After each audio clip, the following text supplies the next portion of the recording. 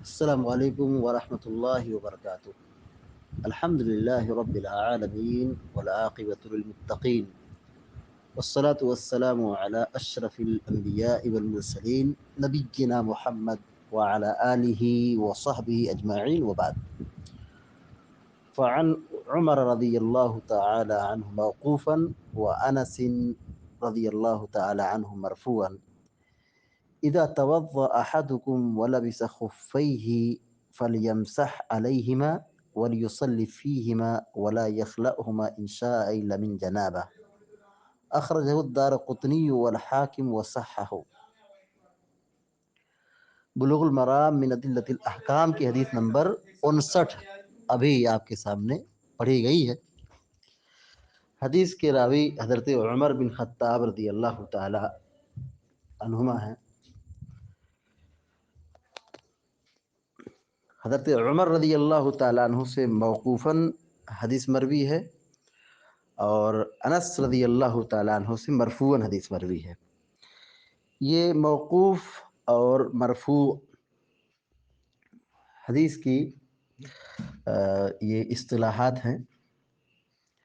موقوف حدیث اس کو کہتے ہیں جو کسی صحابی سے مروی ہو، یعنی اللہ کے نبی صلی اللہ علیہ وسلم سے منسوب نہ ہو بلکہ وہ کسی صحابی سے مروی ہو، اس کو موقوف کہتے ہیں۔ صحابی کا قول ہو، صحابی کی روایت ہو۔ اور مرفوع حدیث اس کو کہتے ہیں جو اللہ کے نبی صلی اللہ علیہ وسلم سے مروی ہو، یعنی صحابی اللہ کے نبی صلی اللہ علیہ وسلم کے حوالے سے بیان کرے، یعنی قال قال رسول اللہ، اس طرح حدیث بیان کرے تو اس کو کہیں گے حدیث مرفوع۔ تو یہاں پر جو حدیث نمبر 59 ہے، اس حدیث میں دو باتیں موجود ہیں۔ ایک تو یہ روایت موقوف ہے جو حضرت عمر رضی اللہ تعالی عنہ سے مروی ہے، اور دوسری یہ کہ یہ روایت مرفوع ہے جو حضرت انس رضی اللہ تعالی عنہ سے مروی ہے۔ حدیث یہ ہے کہ اذا توضأ احدكم ولبس خفيه فليمسح عليهما وليصلي فيهما ولا يخلأهما ان شاء الا من جنابه، اخرجه الدارقطني والحاكم وصححه۔ اذا مانے جب، توضأ مانے وضو کرنا، توضأ مانے وضو کرنا۔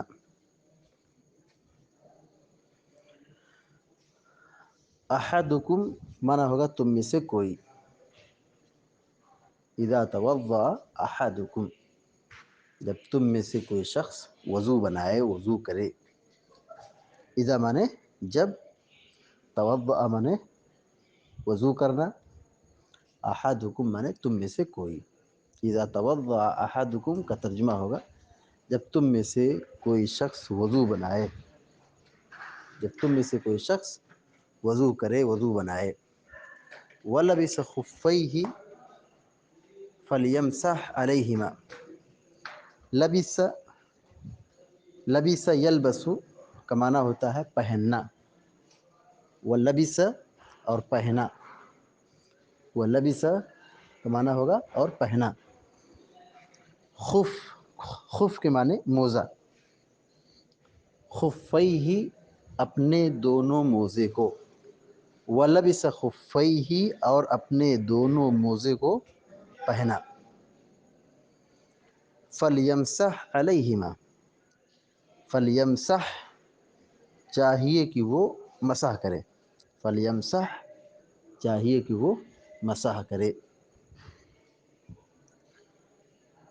علیہما ان دونوں پر، علیہما ان دونوں پر یعنی موزوں پر۔ وَلْيُصَلِّ فِيهِمَا، وَلْيُصَلِّ اس کا معنی ہوگا چاہیے کہ نماز پڑھے، وَلْيُصَلِّ اور چاہیے کہ وہ نماز پڑھے، اور چاہیے کہ وہ نماز پڑھے۔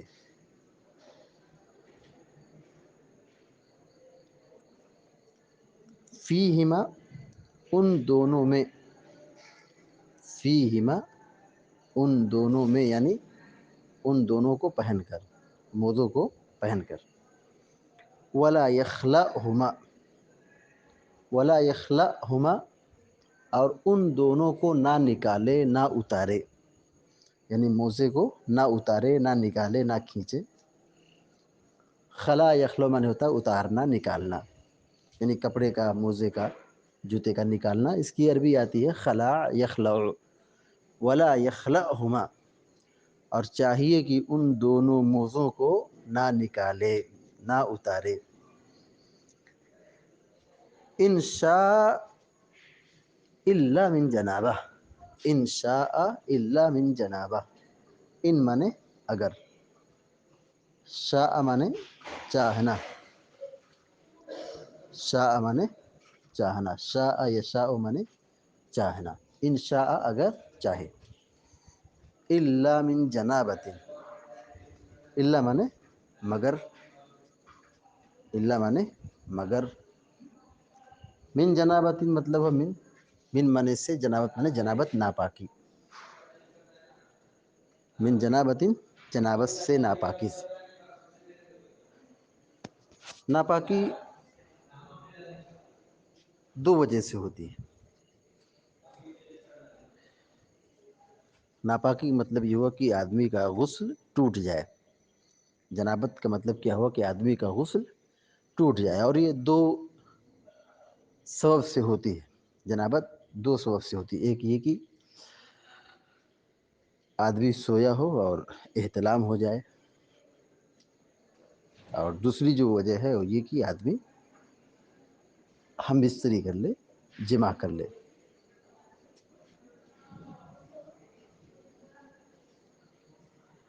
اخرجہ الدارقطنی، اس حدیث کو امام دارقطنی نے بیان کیا ہے، والحاکم، اور امام حاکم رحمہ اللہ نے بیان کیا ہے، وصححہ، اور اس حدیث کو صحیح قرار دیا ہے، یعنی روایت صحیح ہے۔ حدیث کا ترجمہ اس طرح ہوگا: حضرت عمر رضی اللہ تعالی عنہ سے موقوفاً، وعن عمر رضی اللہ تعالی عنہ موقوفاً، حضرت عمر رضی اللہ تعالیٰ عنہ سے موقوفاً روایت ہے، یعنی ان کا یہ قول ہے، یعنی ان کی یہ بات۔ وانس مرفوعاً، اور انس رضی اللہ تعالیٰ عنہ سے روایت مرفوعاً ہے، یعنی اللہ کے نبی صلی اللہ علیہ وسلم سے منقول ہے۔ حدیث کیا ہے؟ اذا توضأ احدکم، جب تم میں سے کوئی وضو بنائے، اذا مانے جب، توضأ مانے وضو بنائے، احدکم تم میں سے کوئی، جب تم میں سے کوئی وضو بنائے، وَلَبِسَ خُفَّيْهِ، وَلَبِسَ خُفَّيْهِ، اور اپنے موزے کو پہن لیا، یعنی وضو بنایا اور وضو بنانے میں اپنے پیر کو دھلا، پھر جب مکمل وضو ہو گیا تو اس نے اپنے موزے کو پہن لیا، یعنی وضو کے بعد پاکی کی حالت میں موزے کو پہن لیا۔ وَلَبِسَ خُفَّيْهِ، اور اپنے موزے کو پہن لیا، یعنی پاکی کی حالت میں۔ فَلْيَمْسَحْ عَلَيْهِمَا، اب چاہیے کہ وہ اس پر، یعنی موزے پر مسح کرے۔ وَلْيَمْسَحْ، چاہیے کہ مسح کرے، عَلَيْهِمَا، ان دونوں پر، یعنی موزوں پر۔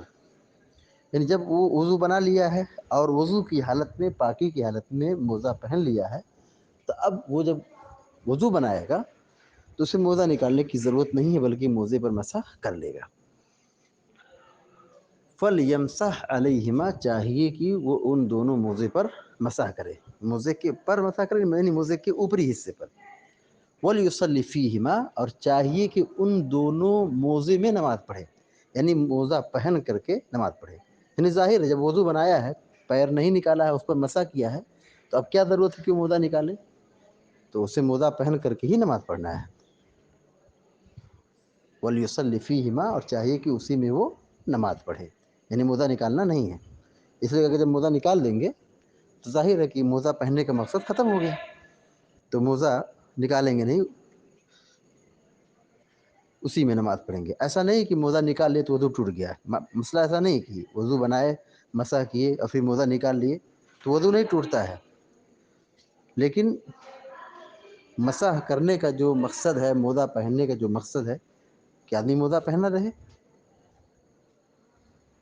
تو اسے موزہ پہن کر کے ہی نماز پڑھنا چاہیے۔ اگر وہ موزہ نکال لیا اور پھر اس دوران اس کا وضو ٹوٹ گیا تو اب پھر وہ دوبارہ مسح نہیں کر سکتا ہے، اب اس کو پھر سے مکمل وضو کرنا پڑے گا، پیر دھلنا پڑے گا، پھر مسح کرنے کی اس کی مدت دوبارہ شروع ہوگی، اس کے موزے پر مسح کرنے کی مدت دوبارہ شروع ہوگی۔ اسی لیے کہا کہ وہ موزہ پہن کر کے ہی نماز پڑھے، وَلْيُصَلِّ فِيهِمَا، اور چاہیے کہ وہ موزہ پہن کر کے نماز پڑھے، وَلَا يَخْلَعْهُمَا، اور اپنے دونوں موزے کو نہ نکالے، ان شاء، اگر چاہے، ان شاء، اگر چاہے، الا من جنابہ، مگر جنابت کی صورت میں، یعنی اگر وہ چاہے تو موزہ نکال دے، کوئی مسئلہ نہیں ہے، لیکن اگر اس کو جنابت لاحق ہو گئی ہے، آدمی ناپاک ہو گیا ہے، تو ایسی صورت میں اس کو موزہ نکالنا ہی پڑے گا۔ اسی کہا وَلَا يَخْلَعْهُمَا إِنْ شَاءَ، اور اپنے موزے کو، دونوں موزے کو نہ نکالے، انشاء اگر چاہے، الا من جنابہ، مگر جنابت کی صورت میں اسے موزہ نکالنا ہی نکالنا پڑے گا، اس کو غسل کرنا ہے اور پیر دھلنا ہے، تب وہ پاک ہوگا، اور پھر طہارت کے ساتھ، یعنی وضو بنانے کے ساتھ وہ موزہ پہنے، تب اس کو دوبارہ موزے پر مسح کرنے کی مدت شروع ہوگی۔ تو جنابت کی صورت میں موزہ نکالنا پڑے گا، اس کے علاوہ موزہ نکالنے کی ضرورت نہیں ہے، چاہے آدمی نیند میں ہو، سو لیا ہو، یا پیشاب پاخانہ کیا ہو، ان سب چیزوں سے موزہ نکالنے کی ضرورت نہیں پڑتی ہے، اور نہ ہی اس کی مدت میں کچھ فرق پڑتا ہے، بس یہ کہ اگر آدمی ناپاک ہو گیا ہے تو پھر اس صورت میں اس کو موزہ نکال کر کے پیر دھلنا پڑے گا، یعنی مکمل وضو بنانا پڑے گا، اور پھر اس کو اپنی نئی مدت شروع کرنی پڑے گی۔ تو حدیث کا ترجمہ یہ ہوا، اذا توضأ احدکم، جب تم میں سے کوئی وضو بنائے، وَلَبِسَ خُفَّيْهِ، اور اپنے موزے کو پہن لے، یعنی وضو کی حالت میں، فَلْيَمْسَحْ عَلَيْهِمَا، چاہیے کہ وہ ان دونوں پر مسح کرے، وَلْيُصَلِّ فِيهِمَا، اور ان دونوں میں نماز ادا کرے، یعنی موزہ پہن کر کے نماز پڑھے، وَلَا يَخْلَعْهُمَا إِنْ شَاءَ إِلَّا مِنْ جَنَابَةٍ، اور اپنے دونوں موزے کو نہ نکالے اگر چاہے، الا من جنابہ، مگر جنابت سے، یعنی اس کو جنابت کی صورت میں، ناپاکی کی صورت میں موزہ نکالنا ہی نکالنا پڑے گا۔ اس حدیث سے جو باتیں معلوم ہوئی، نمبر 1، مکمل اچھی طرح وضو بنا کر موزہ پہننا چاہیے، یعنی موزہ کب پہننا چاہیے؟ مکمل اچھی طرح وضو بنانے کے بعد، یعنی پیر وغیرہ دھلنے کے بعد۔ دوسری بات یہ معلوم ہے کہ موزہ پہننا چاہیے اور موزہ پر مسح کرنا چاہیے۔ تیسری بات یہ معلوم ہوئی، مسح کے بعد موزہ پہن کر ہی نماز پڑھنا چاہیے، مسح کے بعد موزہ پہن کر ہی نماز ادا کرنا چاہیے۔ چوتھی بات یہ معلوم ہوئی، موزے کے اوپری حصے پر مسح کرنا چاہیے، موزے پر مسح کہاں کریں گے؟ موزے کے اوپری حصے پر۔ چوتھی اور آخری بات یہ معلوم ہوئی، جنابت کی وجہ سے موزے پر مسح کی جو مدت ہے وہ مدت ٹوٹ جاتی ہے، یعنی ختم ہو جاتی ہے۔ جیسے مثال کے طور پر آدمی اگر موزہ پہنا ہے تو وہ 24 گھنٹہ اس پر مسح کر سکتا ہے، ایک دن ایک رات مسح کر سکتا ہے۔ اب اس بیچ میں وہ سویا اور اس احتلام ہو گیا، اب اس پر غسل کرنا واجب ہو گیا، تو اب ظاہر ہے ابھی اس کا 12 گھنٹہ باقی ہے یا 13 گھنٹہ باقی ہے جس پر وہ مسح کر سکتا ہے، لیکن اب چونکہ اب ناپاک ہو گیا ہے تو اب اس کو موزہ نکالنا پڑے گا، اس کی مدت کیا ہو گئی؟ ختم ہو گئی۔ اللہ رب العالمین سے دعا کہ اللہ تعالی ہم سب کو نیک عمل کرنے کی توفیق عطا فرمائے، اور احادیث کی روشنی میں عمل کرنے کی سعادت نصیب فرمائے۔